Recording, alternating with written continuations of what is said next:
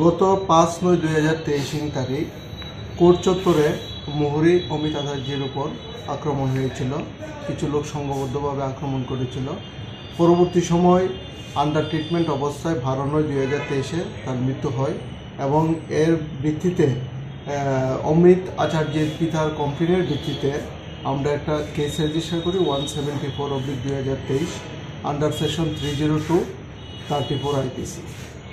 এই কেসে এখন পর্যন্ত টোটাল 7 জনকে অ্যারেস্ট করা হয়েছে। আগে 6 জনকে অ্যারেস্ট করা হয়েছে, এর মধ্যে 4 জন অ্যাডভোকেট এবং 2 জন মোহরি। আর আজকে আরেকজন অ্যাডভোকেটকে আমরা অ্যারেস্ট করেছি, তার নাম বিভাস দেববর্মা।